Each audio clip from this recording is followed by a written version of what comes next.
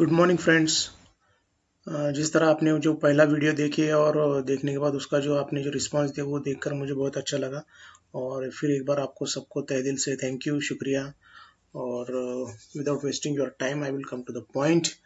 और ये जो सीरीज़ है मैं शायद इसे और जल्दी ख़त्म कर दूंगा और फिर हम डायरेक्ट एमसीक्यू टाइप में आएंगे जिसमें 4 ऑप्शन होते हैं और क्वेश्चन पढ़ेंगे और उस एमसीक्यू को हम समझने की कोशिश करेंगे। एमसीक्यू समझ भी गया, क्वेश्चन पर क्वेश्चन बदल भी गया तो हम उसको सही तरह से टिक कर सकते हैं या सही तरह से उसका जवाब दे सकते हैं। So thank you one more time and we will start our slides.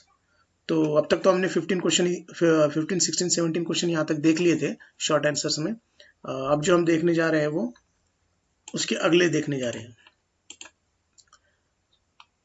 Sorry, right a short note on pension. अब ये पेंशन क्या होता है, पेंशन के बारे में शॉर्ट नोट से बताइए। Pension refer to a periodical payment made by the employer after retirement और death of the employee as a reward for past services rendered by the employ. मतलब पेंशन ये क्या है, ये इनडायरेक्टली हम सभी को पता है, बचपन से हम जाने अनजाने में पेंशन ये नाम से रूबरू है।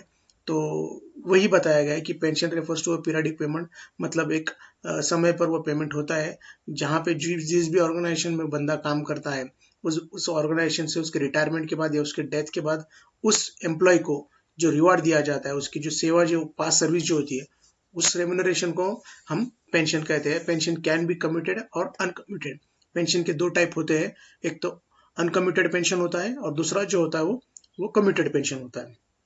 फिर आगे जो आएंगे क्वेश्चन नंबर 19 पे, right a note tax treatment of uncommitted pension. मतलब जो अनकमिटेड पेंशन होती है उनका टैक्स ट्रीटमेंट किस तरह से होता है। तो pension payable to an employ periodical is known as uncommuted pension. मतलब जो पीरियडिकल पेंशन होता है उसे हम अनकमिटेड पेंशन कहा जा सकते हैं। जैसे कि यहाँ पे एग्जांपल है, एवरी मंथ को जो पेंशन हमारे अकाउंट में या हमारे दादाजी नानी जी के जो अकाउंट में जो पेंशन आता है उसे हम कह सकते हैं कि ये जो है वो एवरी मंथ जो मिल रहा है वो उनका अनकमिटेड पेंशन है। मतलब आपको यहाँ ये बात समझ में आ गई कि उनको जो मिल रहा है उस चीज को हम अनकमिटेड पेंशन कहेंगे। After retirement from service it is fully taxable in the hands of all employ. मतलब जब भी ये हर महीने में आता है और ये जो होता है ये fully taxable in the hands of the employ. मतलब जो बंदा जो जिसकी मैंने अभी एग्जांपल दिया उनके हाथ में ये टैक्सेबल होता है, फुल्ली टैक्सेबल होता है whether government or non government. मतलब वो चाहे वो कोई गवर्नमेंट एम्प्लॉय हो या नॉन गवर्नमेंट एम्प्लॉय हो। नेक्स्ट आते हैं हम 20 पर। What is municipal value. Municipal value क्या हो सकता है। म्युनिसिपल वैल्यू मतलब म्युनिसिपालिटीज और म्युनिसिपल कॉर्पोरेशन इम्पोज प्रॉपरली और house tax on property which are under their jurisdiction. मतलब उनके जुडिक्शन में जो भी आता है तो वो क्या करते हैं, एक तरह का एक हाउस टैक्स इम्पोज करते हैं, उसे हम करते हैं। For the purpose of levying such tax valuation of the property reserve. अब जिस टैक्स जिसको मतलब अगर म्युनिसिपल कॉर्पोरेशन को अगर उस प्रॉपर्टी का अगर टैक्स लगाना है तो उसका वैल्यूएशन पता होना चाहिए। तो ये टैक्स कौन लगाता है, म्युनिसिपल वैल्यू, वो म्युनिसिपल टैक्स कौन लगाता है, हाउस टैक्स वो म्युनिसिपल लगाता है कॉर्पोरेशन। और उसका वैल्यूएशन जानने के बाद for the purpose of levitation of such tax, मतलब इसको टैक्स कितना लगाना है तो उसका वैल्यूएशन पता होना चाहिए। The valuation so determine is known as municipal value. और जो वैल्यूएशन बनता है, जिस प्रॉपर्टी का जो वैल्यूएशन बनता है उसको हम बोलेंगे कि वो है म्युनिसिपल वैल्यू। मतलब अगर इसको और भी एग्जांपल में अगर मैं बता जाऊँ तो कोई भी प्रॉपर्टी होता है तो उसका एक गवर्नमेंट वैल्यूएशन होता है, उसका एक म्युनिसिपल वैल्यूएशन होता है। वो जो वैल्यूएशन होता है उस वैल्यूएशन को हम म्युनिसिपल वैल्यू कहे जाएंगे अगर म्युनिसिपल वैल्यू के अगर उनके अंडर देयर जुरिडिक्शन होगा तो। What is standard rent. अब स्टैंडर्ड रेंट क्या होता है यहाँ पे। Standard rent, if a property is govern by the provision of the rent control act. अगर रेंट कंट्रोल एक्ट के आधार पर, या हम इसे कहें कि if property is govern by the provision, मतलब जो प्रोविजन रेंट कंट्रोल एक्ट में है उसके आधार पर अगर प्रॉपर्टी कंट्रोल होती है, then the rent fixed under the rent control act is known as standard.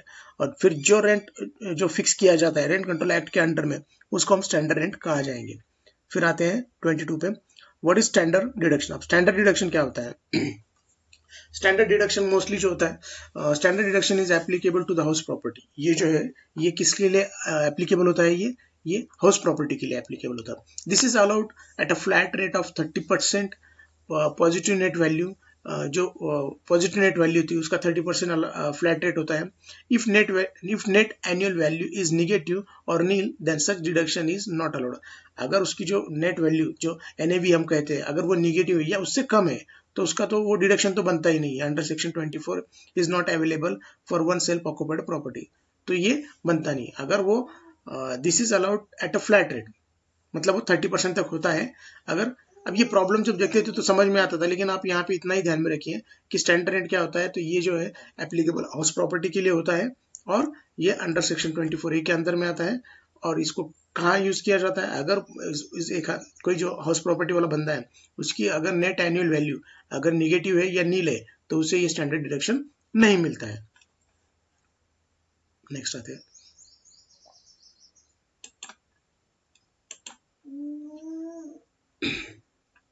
What are types of rent.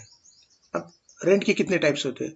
So real rental value, municipal rental value, standard rent, fair rent value, expected rent value. ये है उसके कुछ types होते हैं.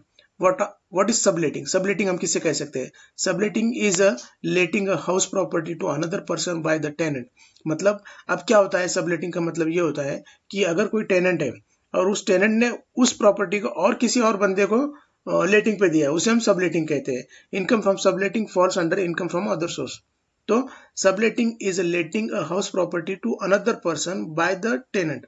मतलब tenant के द्वारा किसी और पर्सन को सबलेटिंग पे दिया जाता है, उसको हम कहेंगे सबलेटिंग. Define business. अब बिजनेस क्या है ये तो आपको पता है, जहाँ पे ट्रेड होता है, कॉमर्स होता है, मैन्युफैक्चरिंग होता है या नेचर ऑफ ट्रेड होता है, उसे हम बिजनेस कहेंगे.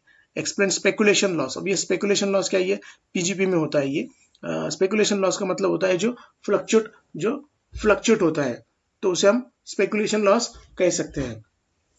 Loss arising from speculation business is called as a speculation loss, हम उसे ऐसा कह सकते हैं. फिर उसके बाद जो आता है डिफाइन प्रोफेशन. प्रोफेशन तो क्या है, हम सभी प्रोफेशन कोर्स कर रहे हैं तो हमें इस बात को बताने की जरूरत नहीं है. तो प्रोफेशन जो होता है वो जैसे लॉयर, डॉक्टर, इंजीनियर, टीचर, ये जो लोग होते हैं ये प्रोफेशनल होते हैं. और profession include vacation where special skill. उनके पास एक स्पेशल स्किल होता है, एक नॉलेज होता है, वो रिक्वायर्ड होता है उसी सब्जेक्ट के लिए, उसी टॉपिक के लिए या उसी फील्ड के लिए, उसे हम प्रोफेशन कहेंगे. फिर define the term block of asset. Block of asset मतलब ब्लॉक ऑफ एसेट किसे कहते हैं? तो as per section 2 subsection 11 of income tax act 1961, block asset means a group of asset falling within the same class of asset. मतलब एक ही class के asset के अंदर अगर वो आता है तो उसे हम ब्लॉक ऑफ एसेट कहेंगे. मतलब उनका एक बंच कह सकते हैं हम indirectly.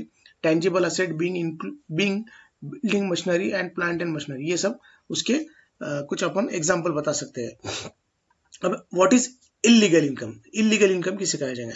Income derived from illegal activities such as bookings, betting operation, theft, embezzlement and from other illegal resource. मतलब जो भी इलीगल रिसोर्स से जो इनकम आती है उसे हम इलीगल रिसोर्स कहेंगे. ये यहाँ पे है. और नेक्स्ट आते हैं हम. अब यहाँ पे जो है व्हाट इज ट्रांसफर. अभी हमने बहुत बार ये ट्रांसफर ये वर्ड भी सुना है, लेकिन यहाँ पे इनकम टैक्स में ट्रांसफर क्या होता है? सो ट्रांसफर इंक्लूड सेल, मतलब जहाँ पे कोई बिक्री होती है. Exchange and relinquishment of capital asset. कोई प्रॉपर्टी का या कैपिटल एसेट का रिलिंक्विशमेंट होता है, एक्सचेंज होता है. Extinguishment of any right in capital asset. अगर समझो कोई कैपिटल एसेट है और उसमें अगर कोई राइट है, राइट का अगर समझो कोई एक्सचेंज होता है, जैसे हम उसे यहाँ पे ट्रांसफर ऑफ प्रॉपर्टी में अटर्नी ये भी देख सकते हैं. उसमें क्या होता है कि राइट अटर्नी में क्या होता है कि राइट थोड़ा सा ट्रांसफर होता है. Compulsory acquisition of capital asset. अगर कंपलसरी एक्विजिशन करना है under any law. Conversion of capital asset into stock into trade off business. उसके बाद जाता है any transaction in which possession of immovable property is given under article 53A of transfer property act. और ये सारे जो है ये ट्रांसफर से रिलेटेड है. फिर मैच्योरिटी और redemption of a zero coupon bond. तो ये कुछ ट्रांसफर के ऐसे एग्जांपल है. तो ये ट्रांसफर क्या है यहाँ से हमें समझ में आता है. फिर आता है व्हाट इज LTCG. अब LTCG क्या होता है और उसके नीचे STCG दिया है. तो LTCG जो है वो लॉन्ग टर्म कैपिटल गेन होता है. It arises on transfer of a long term capital asset. ये जो अराइज होता है ये लॉन्ग टर्म कैपिटल एसेट हम बेचने की बात होता है। अब इसको कैसे एग्जांपल कहेंगे, हम लॉन्ग टर्म किसे कहेंगे, मैं इन शॉर्ट में बता देता हूँ। अगर अभी के तारीख में अगर 36 मंथ मोर देन अगर कोई प्रॉपर्टी आपके पास है तो उसे हम लॉन्ग टर्म कैपिटल गेन, और उससे बेचते हैं आप तो उसे हम लॉन्ग टर्म कैपिटल गेन की कैटेगरी में रखेंगे। और बिफोर 36 मंथ्स अगर है कोई प्रॉपर्टी आपके पास और उसे आप अगर बेचते हैं तो उसे हम जो भी उसका गेन होता है उसे हम शॉर्ट टर्म कैपिटल गेन के अंडर में रखेंगे। तो वही उसके नीचे ही दिया है शॉर्ट टर्म कैपिटल गेन क्या होता है। फिर आता है उसका एक इंडेक्स ऑफ एक्विजिशन, एक फॉर्मूला होता है।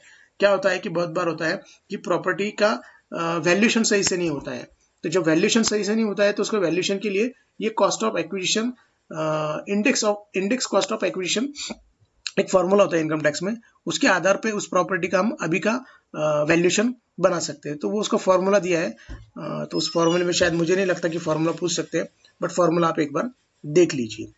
What is slum sale. अब ये स्लम सेल क्या होता है, slum sales means transfer of one or more undertaking, मतलब एक या एक से ज्यादा अंडरटेकिंग ट्रांसफर करना as a result of a sale for lump sum consideration, मतलब उससे क्या होगा कि एकदम लमसम कंसिडरेशन का किया जाएगा without value being assign to individual asset and liabilities. मतलब क्या है, किसी एक को एक इंडिविजुअल ये ना करते हुए एक बल्क में उसे सेल करना, उसे स्लम सेल कहते हैं बल्क में।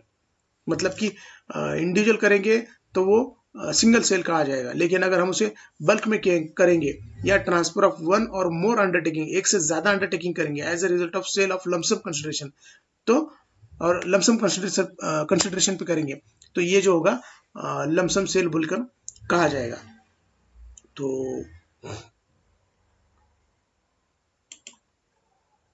तो यहाँ तक फिर एक बार एक नई सीरीज है, इसे आप देख लीजिए।